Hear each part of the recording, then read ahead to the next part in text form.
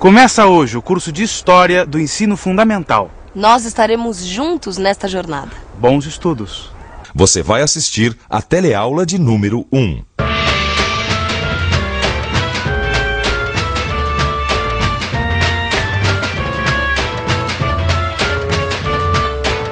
Que história é essa? Esse é o assunto dessa aula, hein? Ó, fica firme aí que nós estamos saindo.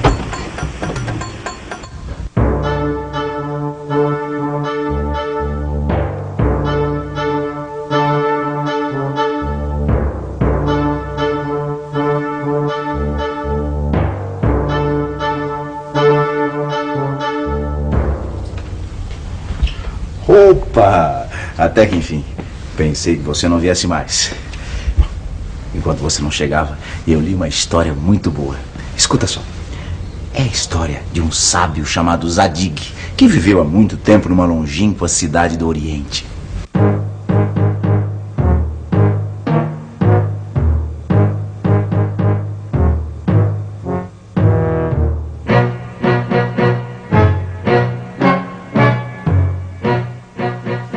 Cansado de sua vida e do seu casamento, Zadig foi para o campo e passou a se dedicar ao estudo da natureza.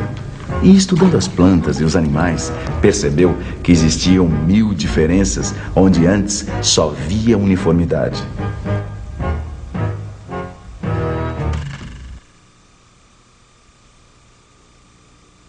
Um dia, andando por um bosque, Zadig foi abordado por 2 guardas. Você viu o cachorrinho da rainha? Ele fugiu.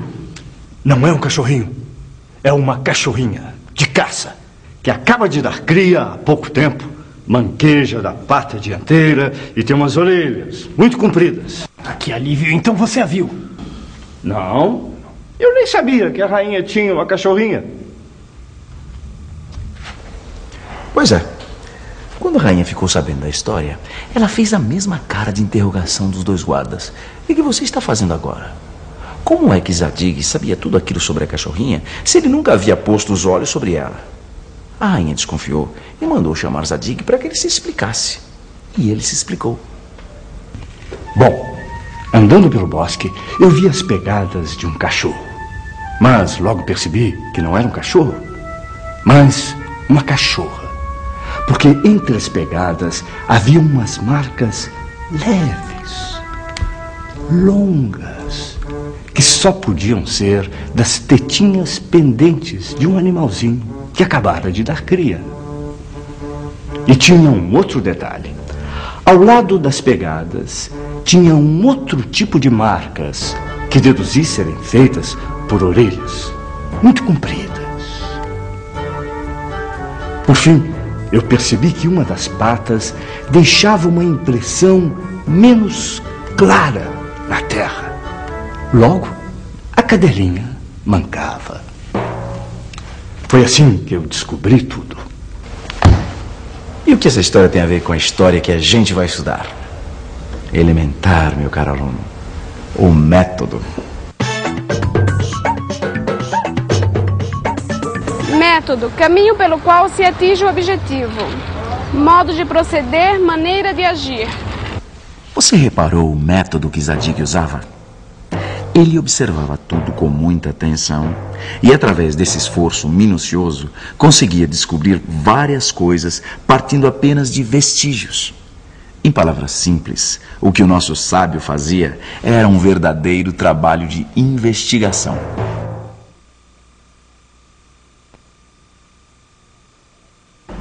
Matou a charada?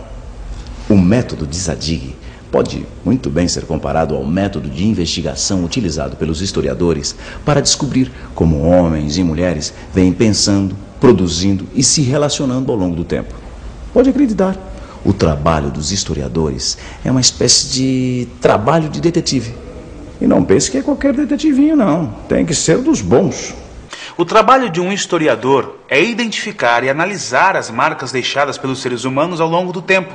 Ele faz isso analisando as chamadas fontes históricas. Mas será que as fontes históricas são apenas os documentos oficiais encontrados nos arquivos? Vamos pensar um pouco? Vamos pensar um pouco. O trabalho de um historiador é identificar e analisar as marcas deixadas pelos seres humanos ao longo do tempo. Esses indícios podem ser fontes escritas, imagens, relatos orais, utensílios domésticos, a arte e até mesmo a moda. Tudo isso serve para o historiador conhecer e entender como as sociedades se organizavam. Você mesmo pode sentir o gostinho de ser um historiador, investigando a história do seu bairro, da sua família ou da sua cidade. Você pode pesquisar em várias fontes históricas, por exemplo, as fotos antigas, a arquitetura e os monumentos da sua cidade, depoimentos dos moradores mais antigos. Tudo isso é um trabalho de historiador que você mesmo pode fazer. Todos somos seres históricos. Cada um de nós é um ser histórico. É um equívoco achar que a história só se faz com governantes importantes, com estrelas de cinema ou algo assim. Cada um de nós desempenha o seu papel. A história flui, ela está acontecendo a cada instante, a cada momento, inclusive no momento em que nós estamos vivendo. Sendo assim, cada um de nós é agente do processo histórico. Essa eu não sabia. Quer dizer que a gente é que faz a história? É. Eu achava que era uma coisa muito distante. Nada que distante que nada. Basta você dar uma voltinha em qualquer cidade brasileira, você vai estar rodeado de história. Olha assim, ó, tá vendo aquele prédio ali? Aquele da Faculdade de Direito? É, esse mesmo. Olha, uma vez eu deixei um passageiro aí, ele me contou que esse prédio foi construído há mais de 100 anos. E aí sabe o que funcionava? O Senado do Império. É. Olha aqui, naquela praça ali do outro lado, ó, ali foi proclamada a República. É verdade, você tem razão. Então eu digo mais pra você, hein? Tudo que a gente é e vai ser tem a ver com a nossa história. A história é para um povo a mesma coisa que a memória é para uma pessoa. Você já imaginou você, sabe assim, com amnésia? Você não ia nem lembrar para onde está indo, não é verdade?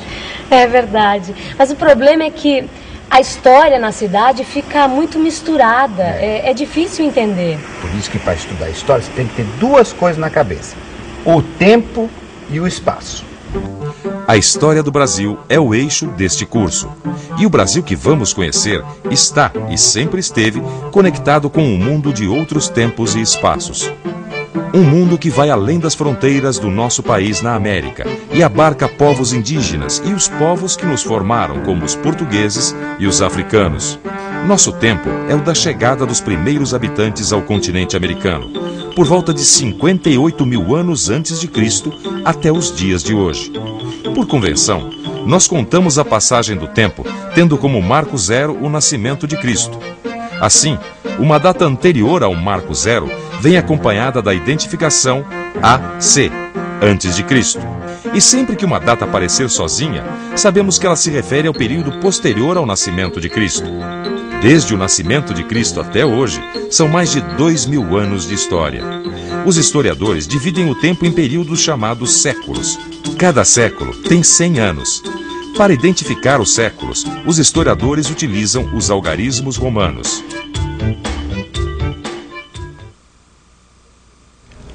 Vamos ver um exemplo. Pedro Álvares Cabral chegou aqui em 1500. São 15 séculos certinhos. Isso quer dizer que os portugueses chegaram aqui no Brasil no último ano do século XV. Um ano depois, 1501, são 15 séculos mais um ano, ou seja, século XVI. 1500, século XV. 1501, século XVI. 7 de setembro de 1822, independência do Brasil. Ou seja, são 18 séculos mais 22 anos. Então, século XIX. 1822, século XIX. Muito útil essa linha do tempo, não é mesmo? Mas como vai ser contada a história do Brasil ao longo desses 5 séculos? Será que dá para contar tudo o que aconteceu? Não. O eixo principal do curso é a história do Brasil. E o Brasil que vamos conhecer está e esteve conectado ao mundo. Um mundo que vai além das nossas fronteiras na América. Abarca povos indígenas, portugueses e africanos. Durante o curso, nosso olhar atravessará oceanos, montanhas e florestas da América, conhecendo mais sobre povos aparentemente distantes de nós no tempo e no espaço. Na unidade 1, que se chama O Brasil na Construção de um Novo Mundo, vamos estudar a história dos povos indígenas da América, o seu encontro com os europeus no século XV e as relações que a partir dali se estabeleceram. Vamos saber também o que trouxe os portugueses ao Brasil e a importância dos povos da África e do Oriente na formação de Portugal. Na unidade 2, chamado Brasil e o Mundo Atlântico, compreenderemos como as navegações transoceânicas e as interações entre América e outros continentes modificaram uma ampla área do mundo entre os séculos 17 e 18. Veremos que no Brasil, as lutas dos escravos e a presença de indígenas, africanos e portugueses deram um formato totalmente original ao que viria a ser o nosso país.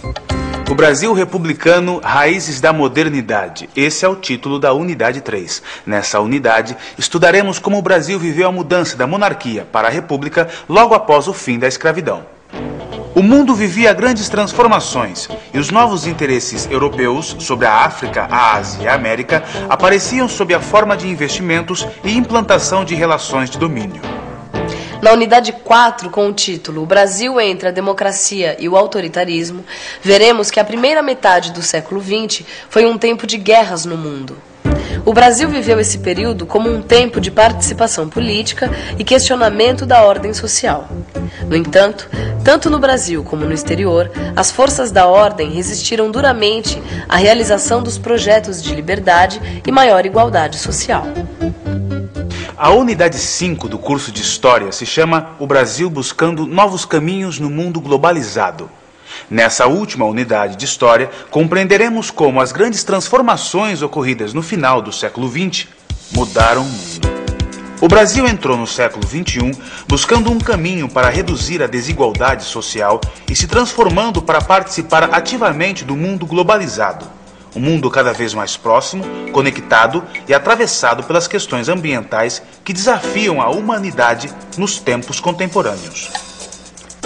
Mas estudar história não é só conhecer os fatos e eventos. A história é feita a cada instante por todos nós. Essa ideia de que a história é feita, né, por todos nós a cada instante é a própria trajetória de Betinho. Betinho não acreditava em Salvador da Pátria, ele não acreditava em nada de messianismo, embora ele fosse uma pessoa muito carismática, né, e acabou se tornando quase um líder messiânico nesse sentido, mas a aposta dele era na sociedade organizada, na mobilização, na participação, na cidadania. Para ele uma palavra-chave era a questão da participação. Questão fundamental. Ele achava que toda a solução de qualquer problema deveria partir da sociedade. Era a sociedade que tinha que questionar, reclamar, lutar, buscar e enfrentar as soluções. Não precisa ficar com água na boca, não. Nosso curso já começou. Eu até tenho uma ótima pergunta. Afinal, você entendeu que história é essa?